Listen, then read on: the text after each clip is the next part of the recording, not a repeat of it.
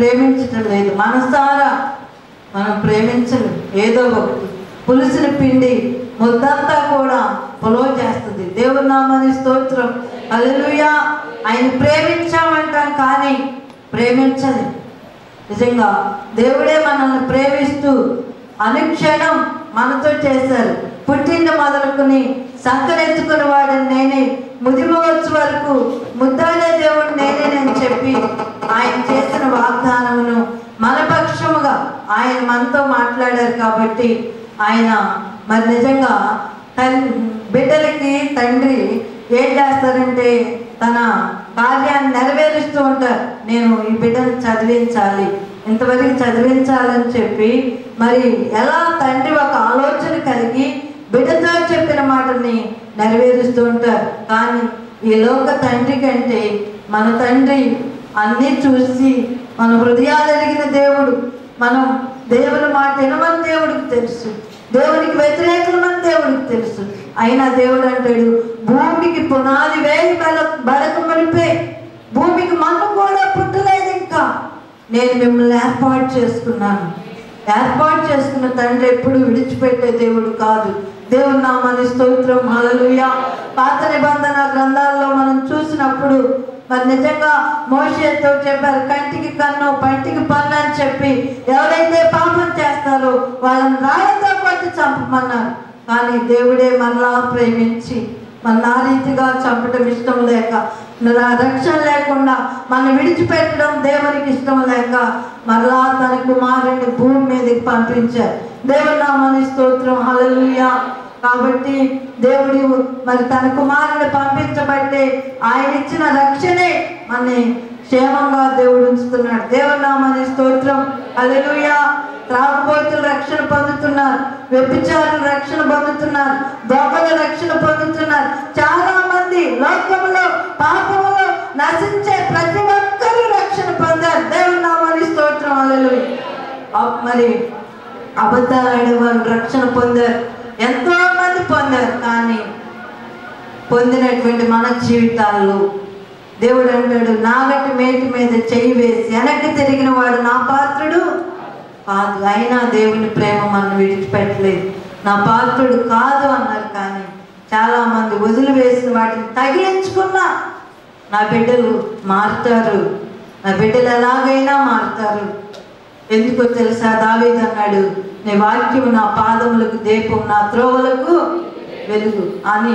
మనం తాగేవాళ్ళం రక్షణ పొంది మరలా తాగుళ్ళో ఉన్నా నేనేమైపోవట్లేదే, బాగానే ఉన్నా, పాపంలో ఉన్నా నేనేమైపోవట్లేదే, బాగానే ఉన్నా, అబద్ధాలైనా ఏం పర్వాలేదు అని ఎవరు కూడా దయచేసి అనుకునవద్దు. నీ పాపం నీ గుమ్మం ముందు పొంచి ఉంటుంది.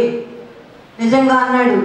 మరి ఆ దినాల్లో మరి కయ్యూను ఏబేలును చంపినప్పుడు నువ్వు సత్క్రియ చేస్తే తల ఎత్తుతావు, సత్క్రియ చేయకపోతే తల దించుతావు. దేవుడు ప్రేమించుతున్నాడే అని పాపంలో మనం నిలిచి ఉండటం మంచిది కాదు. ఎందుకంటే పాపం ఎక్కడ ఉన్నదో కృప అక్కడే ఉందన్నాడు దేవుడు. కానీ అది పాపంలో నిలిచి ఉండటం మంచిది కాదని మరలా చెప్తాడు పౌలు. దేవుని నామానికి స్తోత్రం. హల్లెలూయా. ఏలియాని కాకోలంతో పోషించిన దేవుడు, మరి నిజంగా ఇశ్రాయేలీయులను మన్నాతో పోషించిన దేవుడు, 40 సంవత్సరములు పోషించిన దేవుడు నిన్ను నన్ను కూడా పోషించుతారు. ఏ పాపము చేసి, అంతేకాదు ఏ అబద్ధాలు ఆడి, ఏ దొంగతనం చేసి మనం మరి అయ్యో నేను రక్షణ పొందితే ఈ పాపాలను విడిచిపెడితే నా కుటుంబాన్ని ఎవరు పోషిస్తారు అనుకోబాకండి. రాహాబు వెంటనే నిజంగా ఆయన ఎర్ర సముద్రాన్ని 2 పాయలు చేసే దేవుడని నమ్మి తన ఇంటికి రక్షణ కావాలని చెప్పి తనకున్న పాపాన్ని విడిచిపెట్టి వెంటనే దేవుని మీద ఆడుకున్నప్పుడు ఎరుకో గోడలు కూల్చివేసినప్పటికీ తను ఉన్నటువంటి స్థానాన్ని ఎత్తైన స్థానంలో ఉంచాడు దేవుడు. దేవుని నామానికి స్తోత్రం.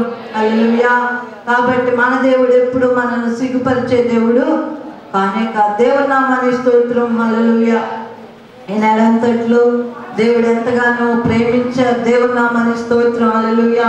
మరి నిజంగా మరి ఎంతో దూర ప్రాంతంలో వాహనం తోలటానికి కుమారుడికి, మరి అంతేకాదు నాకు కూడా దేవుడు మంచి ఆరోగ్యాన్ని ఇచ్చారు. దేవుని నామానికి స్తోత్రం. హల్లెలూయా. మరి వెళ్ళే ప్రాంతాల్లో దేవుడు ఎన్నో అద్భుతాలు చేస్తూ ఆయన నడిపిస్తున్నారు. అది మన గొప్పతనం కాదు, కానీ మీరు ఫలించడం వల్ల తండ్రి నామం మహిమ పొందిద్దని చెప్పారు. మనం ఫలించకుండా ఉంటే మరి దేవుని నామం ఎక్కడా కూడా మహిమ పొందదు. అందుకే దేవుడు ప్రతి కుటుంబాన్ని కూడా ఫలించేటట్టుగా సహాయం చేస్తున్నారు. దేవుని నామానికి స్తోత్రం, హల్లెలూయా. అయితే మరి 15 రోజుల క్రితం నేను కూడా మరి కోపల్లి గ్రామానికి కోటానికి వెళ్ళి వచ్చాం. తర్వాత చంద్రరావు గారి ఇంటికి కోటానికి వెళ్ళాం. మరి ఇంటికి వచ్చి మరి కోపల్ నుండి ఇంటికి వచ్చేసి మరి వెంటనే బట్టలు మార్చుకొని మరి గోసాలు వెళ్ళిపోయాం అనమాట. ఆ రోజు చాలా లేట్ అయిపోయింది. గోసాలు వెళ్ళగానే అక్కడ కూడా కోటం జరిగింది. ఎందుకు ఆ దినమంతా నాకు ఆ వాక్యం ద్రాక్షావళి నేను తీగలు మీరని చెప్పి మరి అదే వాక్యం ఆ దినమంతా నా కుమారుడు బోధించారు. ఈ ద్రాక్షావళి అయితే మనతో పాటు నడిచింది, కానీ దేవుడు సృష్టించిన చెట్లన్నీ ఇక్కడే ఉంటాయి.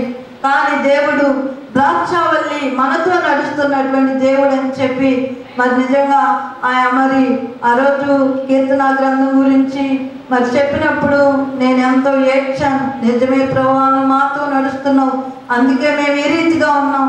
అంతేకాదు ఈ కొమ్మ మీద నీ దృష్టి ఉంచు అని చెప్పేసి ఆ మాట చెప్పినప్పుడు కూడా నాకు వేదన వచ్చింది. అవునయ్యా, మా మీద నువ్వు దృష్టి ఉంచావు కాబట్టి వెళ్ళే ప్రతి స్థలంలో క్షేమంగా రాగలుగుతున్నాం.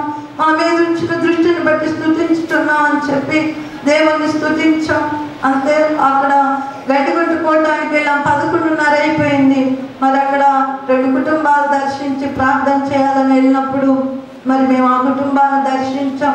ఇంకో కుటుంబంలోకి అన్నారు, నా కుమారుడు అమ్మ అక్కతో మాట్లాడుతున్నా కదా, నువ్వు ఈలోపు సునీత అక్క దగ్గరికి నువ్వు వెళ్ళి మాట్లాడుతూ ఉండు, నేను వచ్చి నాకు ప్రేయర్ చేద్దాం ఉన్నారు.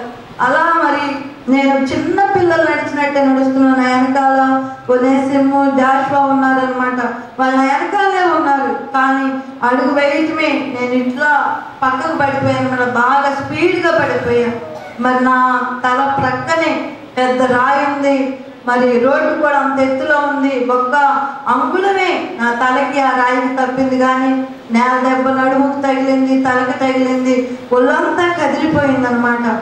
నేను ఇంట్లో కూడా చెప్పలేదు. కుమారుడైతే గబగబా నన్ను లేపి చేతులు గడిగి చీర గడిగి అన్నీ చేశారు. కానీ ఇంటికి రాగానే ఉదయకాలానికి ఒళ్ళంతా పులిసిపోయింది అనమాట.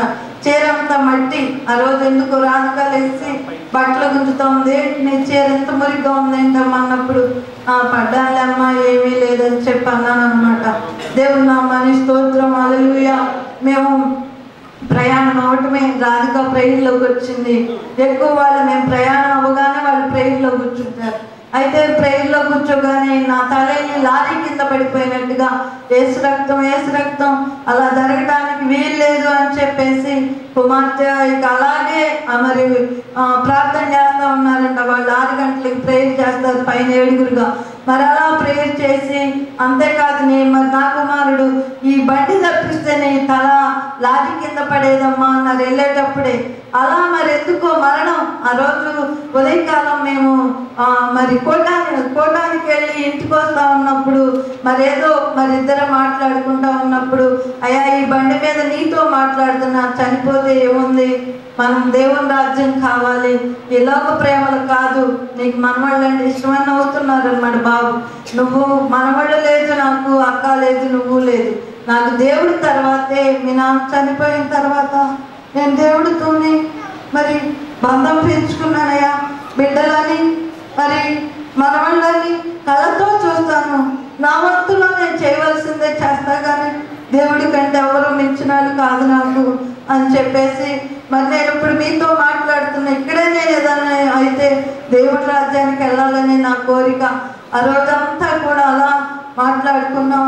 మరి నిజంగా పడినటువంటి దెబ్బని దేవుడు ఎంతో ఎత్తి పట్టుకున్నారు, దేవుడు ఎంతో కాచారు. కానీ మరి మొన్న 3 దినాల నుంచి మరి నడుము కదలనట్టుగా పడినేపు నుంచి కొంచెం నొప్పి చేసింది. అయినప్పటికీ కూడా పరిశుద్ధాత్మ దేవుడే ఆ నొప్పుల నుంచి విడిపిస్తూ నా పనిలో ఆయన తోడుగా ఉంటున్నారు. దేవుడి నామానికి స్తోత్రం, హల్లెలూయా. మరి రాధిక నాకు చెప్పినప్పుడు అయితే మరి అమ్మ నాకు ఇలా అన్నారంటే ఏం పర్వాలేదమ్మా, దేవునికి అసాధ్యం కాదు. నేను సంఘ బిడ్డల్లో కూడా చాలా మందికి ఇలా అని నేను చెప్పలేదు, కానీ రాధికకి హెల్త్ బాగోట్లేదు, జాబ్ చేయలేకపోతా ఉంది అని ఆకునూరులో కూడా నేను గురువారం నాకు ఆకునూరులో సాక్ష్యం చెప్పడానికి సమయం ఉంటుంది అనమాట. అప్పుడు లేచి మరి కుమార్తె గురించి మీరు అందరూ ప్రార్థన చేయండి, మరి తనకి ఏం ఆరోగ్యం బాగోట్లేదని చెప్పి మరి నేను చెప్పాను అనమాట. బెడ్లు మరి నేను గురువారం చెప్తే వాళ్ళు శుక్రవారం 7వ సార్ ప్రార్థన మరొక వారు కూడా అందరూ కూడా మరి ప్రార్థన చేశారు. దేవుని నామానికి స్తోత్రం, హల్లెలూయా. మరి అలాగే నేను వెళ్ళామా లలిత మేడం దగ్గరికి అంటే తను కూడా వెళ్ళలేదు, ఎన్నాళ్ళు పోరుగానే వెళ్ళలేదు, కానీ మొన్న మధ్య మరి ఊరినే తను అనుకోకుండా వెళ్ళిందనమాట. ఆ రీతిగా చూపించుకున్నప్పుడు